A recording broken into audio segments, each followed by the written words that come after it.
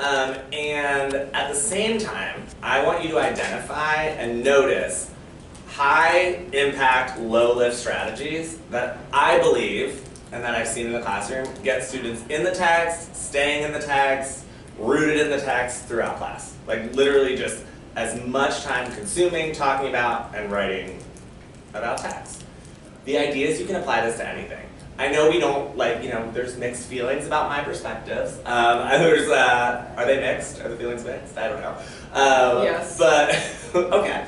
But I really do think this can apply to any text. So whether you're doing supplemental stuff, you're teaching the Odyssey, you are working from my perspectives, I really think it can work. And if you are making your own curriculum every day, that sort of thing.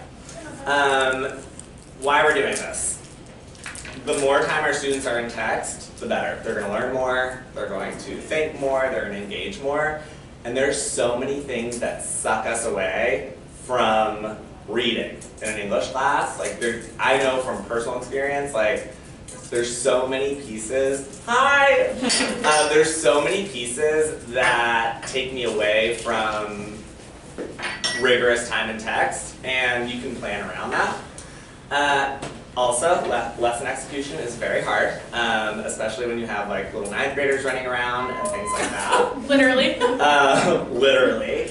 And like teacher talk can hijack a lesson so quickly, and that's not because the teacher is like a criminal who wants to hijack the lesson. It's because you're explaining things that maybe you didn't plan for, you're giving directions 6,000 times,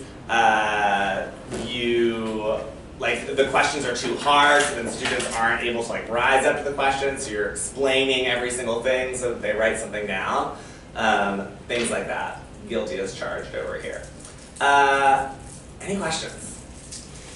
Okay, student hat on. Let's do this. We'll be doing this from 2:05 to 2:50, 2:06 to 2:50, and then the last 10 minutes we're going to be synthesizing. Does that sound good? Hey friend? Yeah, what's going on? You didn't miss anything. Yeah, I went today, we went first. No, I mean, I almost went there. We're good. All right, at 2:50, that's when we can talk as teachers again. Sound good? All right, so as we're working today, this is also a teacher document. I put a thought catcher here. If this isn't how you work a different way. And I labeled 1, 2, 3, 4, 5, 6, 7 techniques or routines or practices that I think you're going to see today. Some you might see with brighter lines than others. So this is for you to think with as a teacher, but we're not going to talk about it until the end, right? So if you notice something about my vocab routine that you don't want to forget, that you want to write it down. If you notice something about yes and, multiple reads, annotation, TDQs, setting purpose, .can. And then I put 2 other ones here, if you notice something else I did that I forgot about or I didn't give a name to. Sound good? All right. This is exactly how I run my classroom. So now, this is not different from how I run my classroom. If you need something to write with, you need a highlighter. If you're out of pens, I have tons of pens over here. All different colors. So I'm going to steal one, but you can take whatever you want. But give it back. It's a set. We are children. All right. What I need everyone to do in the next 2 minutes, I want you to get into Nearpod. The code is right here. It's CX2GY is the code. Go to nearpod.com. CX2GY.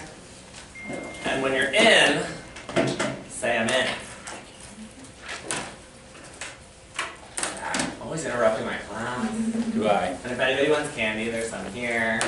Doug's not here to eat it all? No. He did last time. He retired. When you're in, just say I'm in. And we'll jump in.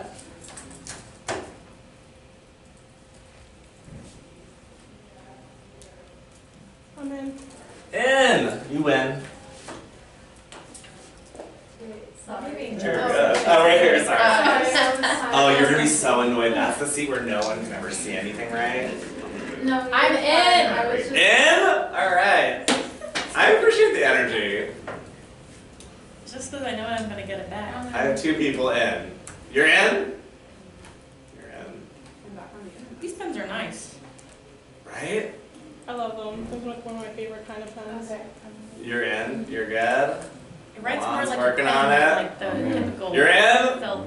Oh, I'm in, yeah. We're all in. Okay, cool. Our word today is subtle. Everybody say it? Subtle. All right. Subtle is a great word, not only for the AP exam, but it's a really great word when we're talking about literature. And subtle means, we got our definition over here, a fine or delicate difference or a fine or delicate move that an author makes. And often when something is subtle or if it's done subtly, it's hard to perceive or understand. Now, example. Who's heard the word subtle before? You've heard this word? Okay, good. Why would I put a picture of a crocodile and an alligator when I'm teaching you the word subtle? Any guesses? Subtle differences between the two. Okay, meaning? There's only a slight difference. It's a fine difference. Yeah, if a crocodile's coming towards you and you accidentally call it an alligator, we would forgive you for that, right? They look very similar. Are you from the South, though? So I don't know. I feel like you should know the difference. But okay. On in the nose. Authors make really subtle choices, and when you notice subtle changes that authors make, or subtle like shifts in tone, you're doing higher end analysis, right? So we're gonna write a sentence, and I know that you haven't read all 3 of these books that are gonna pop up, or maybe you have, because you've been absent all school year, and this is your first day here, but you can apply it to a book that you know, okay? So I have 3 sentence frames here. Choose one of the 3 sentence frames. You can change the book, you can change the author, but I want you to write a sentence using subtle or subtly. Go for it. It can be about a different book, you can adjust the sentence frame as much as you want. While you're doing that, something's going on your desk.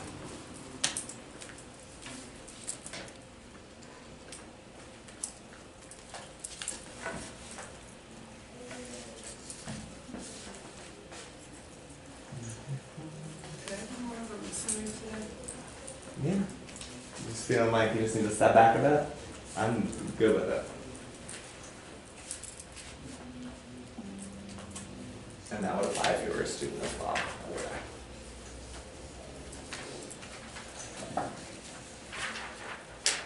There you go. If you need more time, I'll add it. Let's try to get a sentence out.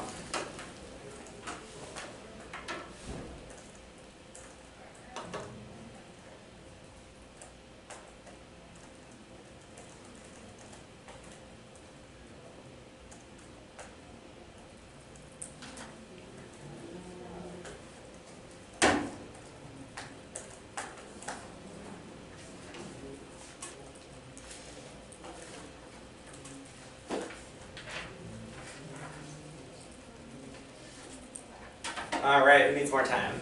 Anybody? All right, it's gonna be open if you want to finish your sentence.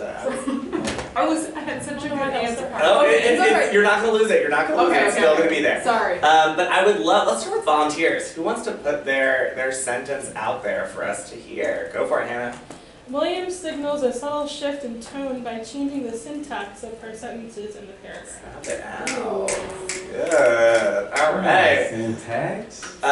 Beautiful. Keep that in mind. We're going to see some syntax today, and maybe you'll notice some subtle shifts today. All right, let's go with one more. That was Hannah, right? I was gonna say Williams signals a subtle shift in the setting by changing the weather from day to day. Yes. Do you know that we're talking about Streetcar Named Desire, or are you just thinking about it? No. Because that actually does happen. So you're the one who's able to come up with an answer without reading. That's good. I like it. So I've heard from Milan and Hannah. Anybody else? Morrison. Love it. Subtly alludes to political events in 21st century America, such as the Black Panther Party and their values through character development in the Song of Solomon, especially evident in the beliefs held by guitar.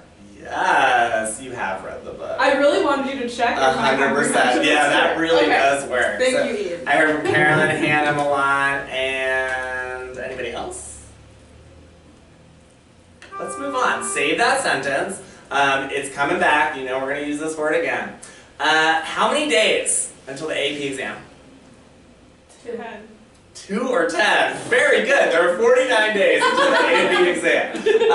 We're going to jump right in with objectives. I have 2 today. I want to hear from Courtney and Michaela. Go for it. 1, 2. And it's on your screen as well if you need it. We will be able to analyze how Morrison employs literary techniques to develop her characters. I don't know how to look Hashtag Macon. Macon. Hashtag Ruth. I love it. And number 2? And we will remember who we are. Beautiful. And who are we? They usually just say like 2023 or like something like that. Okay. So today, here's what we're gonna do. We did vocab. It's coming back. Don't you worry. We're gonna do a close reading of one section of a new novel that we're gonna start reading probably next week. But you're gonna get your first exposure to the text. We're gonna read it 3 times for different reasons, and then we're gonna close out. Anything I need to know before we get started? All good? Hearts and minds clear? Let's do this. Okay, today, 20-point participation grade going in the grade book by the end of class today. 3 things to get those 20 points. 1, I'm checking your annotations at the end of class. So what we write today, what you write today on the text, I'm going to check. It's 5 points for verbal contributions. Reading the objectives didn't count, right? But sharing out the sentences that you wrote, for instance, Hannah, Milan, and Carolyn all shared out. They've already earned 5 points. And then finally, post-its. Up here we have our essential questions. If you notice one of these essential questions answered today and you want to add a post-it to the board, just grab one. They're over there on the cart. And you can share what you noticed. It does not need to be written like an essay. It can literally be, I noticed this, or I think that making this. Anything like that. Okay? So 20 points today. Check them off. This is a contract. Check them off on your nearpod. I want to know that you heard what I said, because otherwise it's going to be a big fat 0. We don't want that. Now, of course, there are a few things that can make you lose points, but I'm not putting them on the slide. Don't let me see a phone. Don't let me see. Don't talk over people, right? That kind of stuff. But we're going to be good. Awesome. Everyone did it? Everyone did it. Except for Carolyn. Sorry. No, I'm just kidding. You're good. All right, go ahead and set an intention for today's class. It can be behavioral. It can be, is there something you want to keep off of your mind? Is it something academic you want to focus on today? Set an intention for today. It can be a word.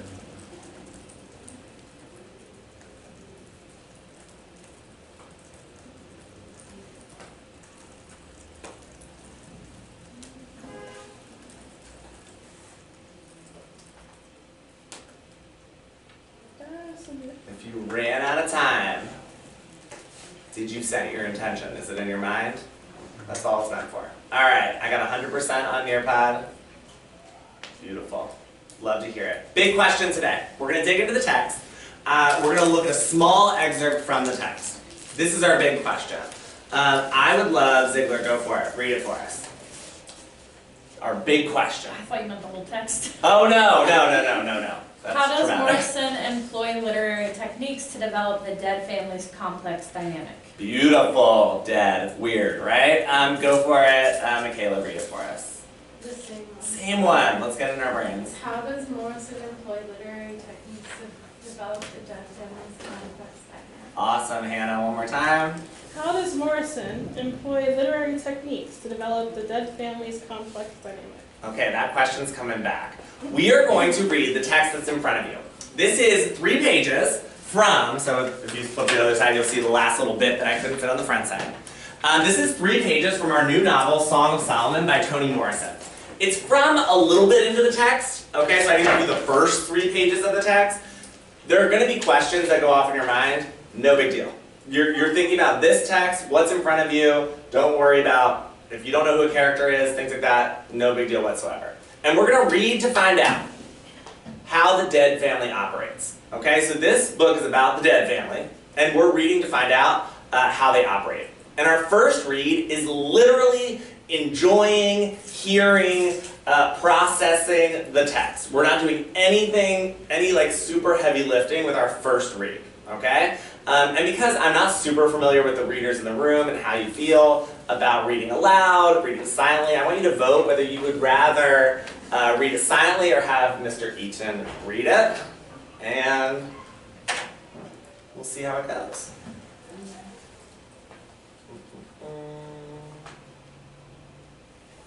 Okay, we're a little split, so we haven't voted yet. Okay. All right, landslide actually. We want Mr. Eaton to read it. That is totally cool. We have 2 friends that don't want Mr. Eaton to read it, but it's America, all right? Here's what we're gonna do. I'm gonna read it, and we're reading to find out what again? How the dead family operates. How the dead family operates. If you're thinking about figurative language and all that other stuff, get it out of your mind. If you want to annotate, which I strongly suggest you do, just start with underlining, right? Don't try to get all analytical about every single piece of the text. Just underline what stands out to you. How do we feel? Is this good? All right, top of the page, the next day. Everybody see it? Boom, here we go. The next day, a colored baby was born inside Mercy for the first time.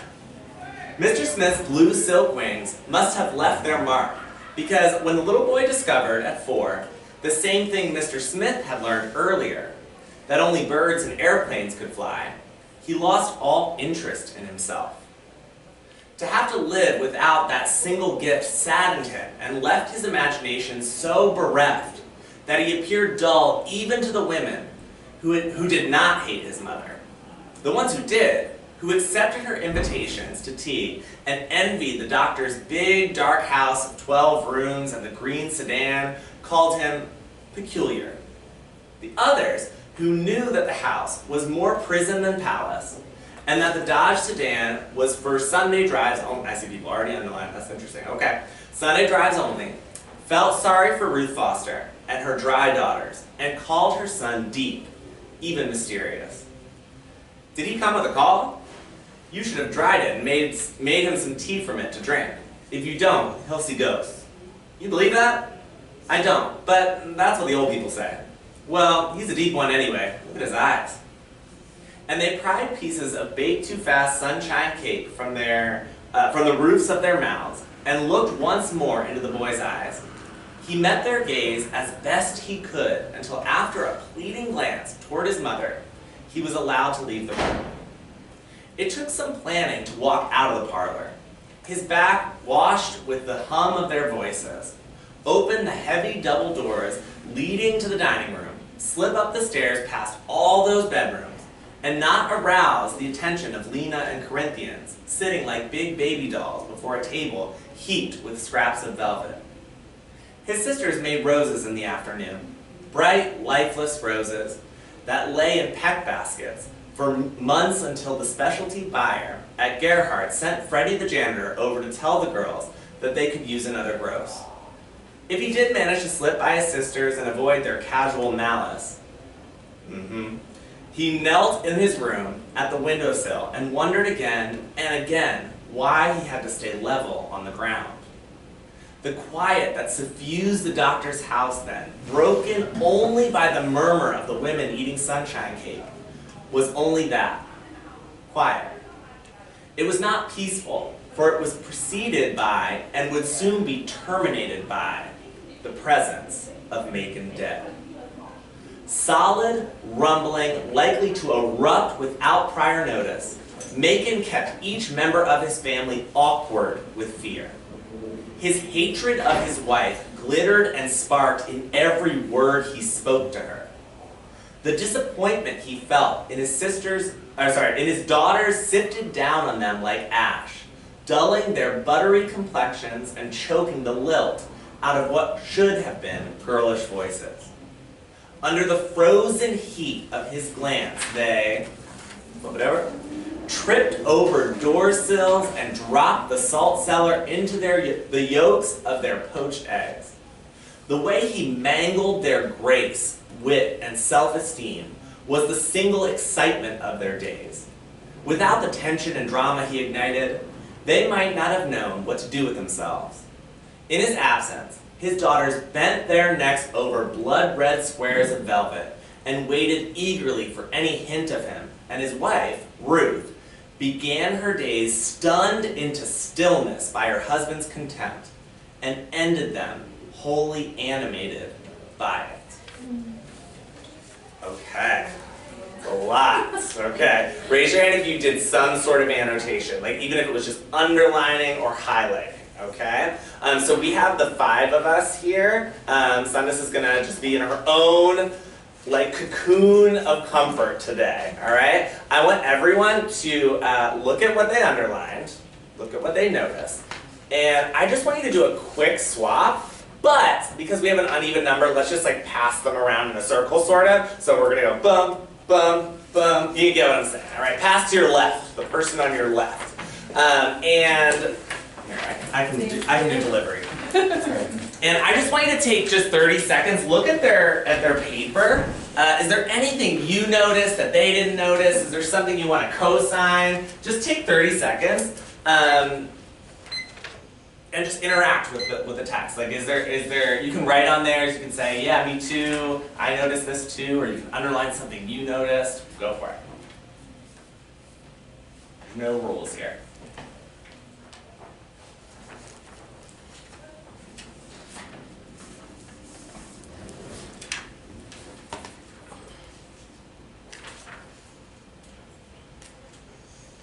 Let's take 6 more seconds. Okay, now you're probably not finished, right? But all you did there, you were just thinking about thinking, right? You were seeing how you think differently from someone else, and you're just processing the text on a slightly deeper level. So, give it back. I know, you're getting up again. It's okay. We're gonna be good. And let's talk about what we read, okay, on this first read.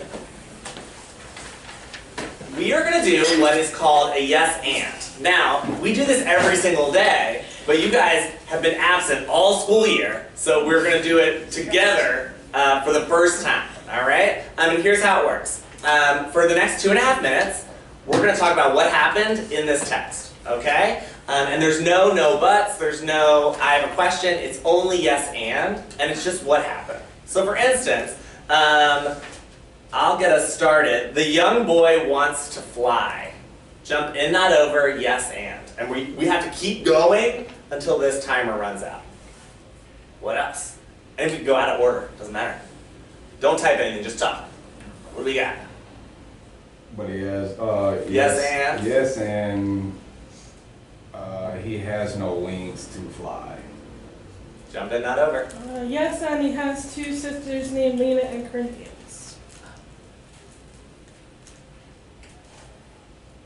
Yes, and the house was more prison than palace. Mm-hmm.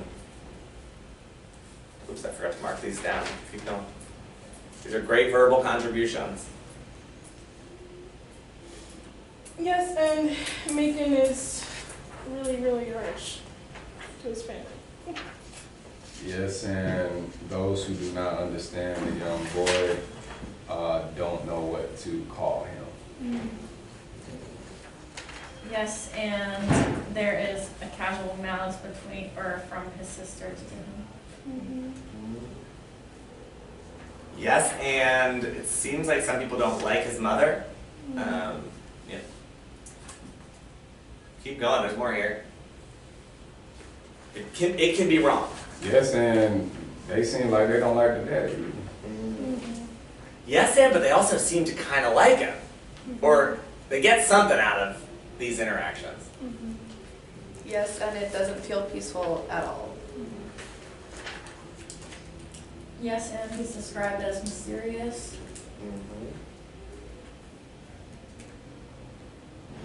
Yes, and he like dulls their buttery complexions and chokes the lit out of what should have been girlish voices. 40 seconds.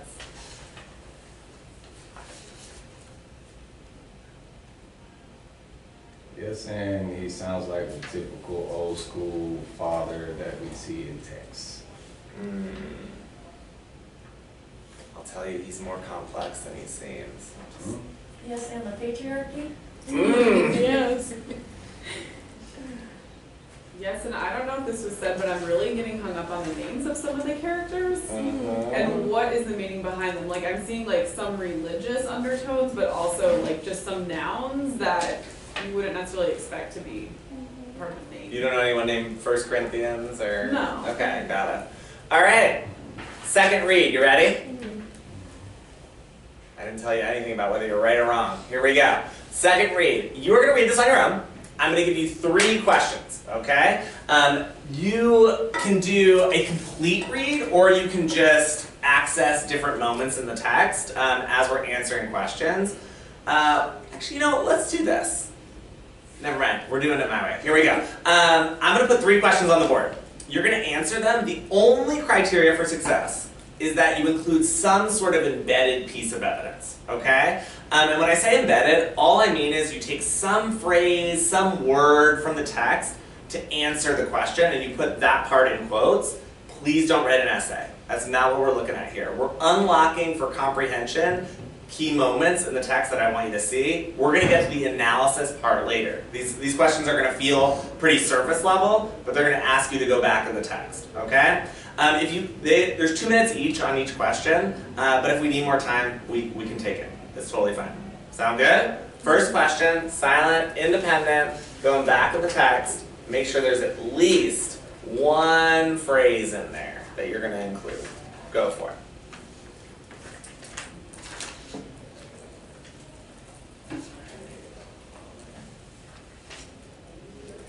And there are 3 questions.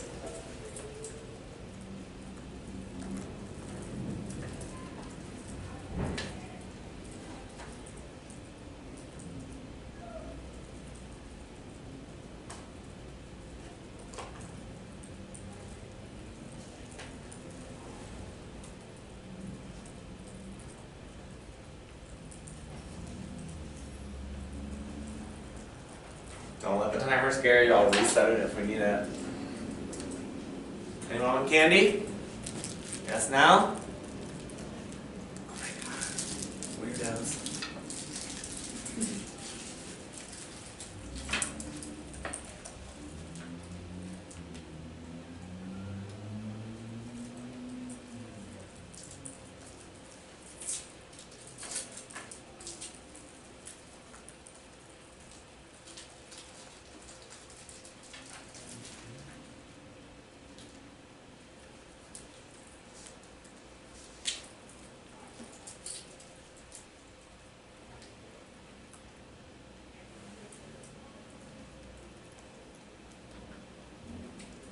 Good, Courtney.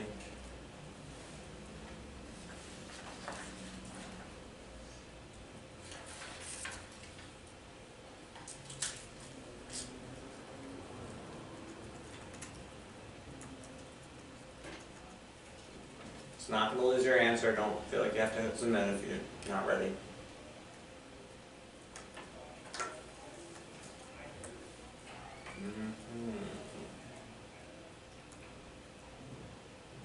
All right.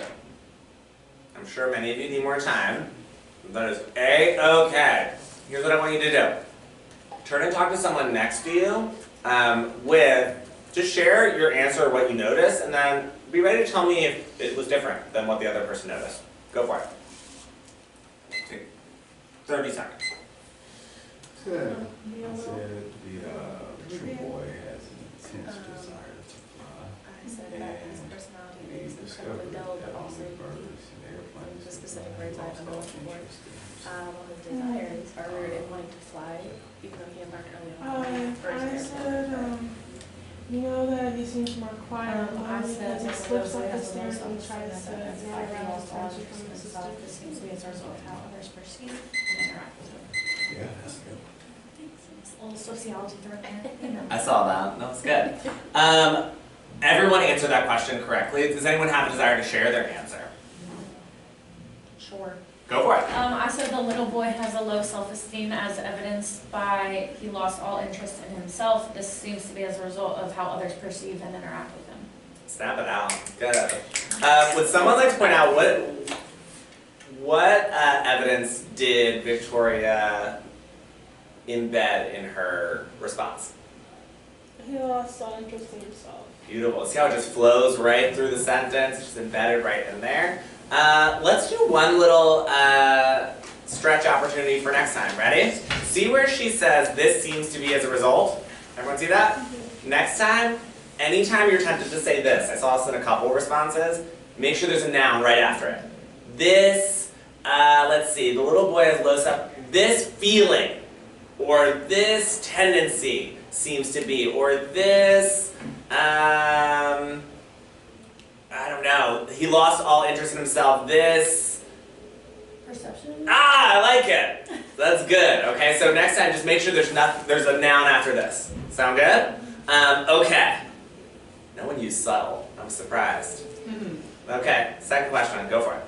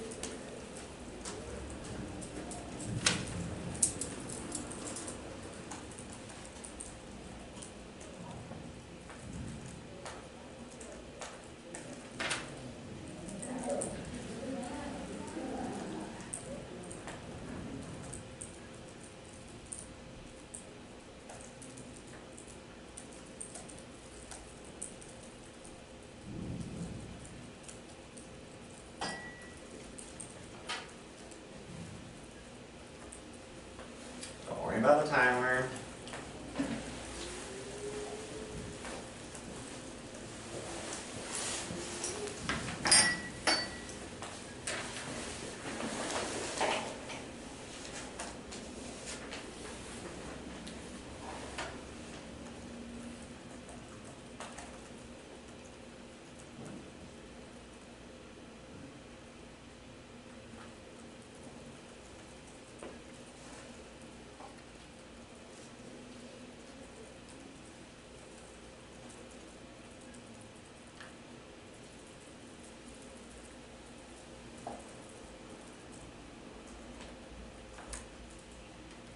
Everyone's including subtle or subtly. This is good. Except for me. Sorry. It was not one of the criteria for success. Sometimes a word. Calling it out. Yeah, I mean, I didn't say you had to.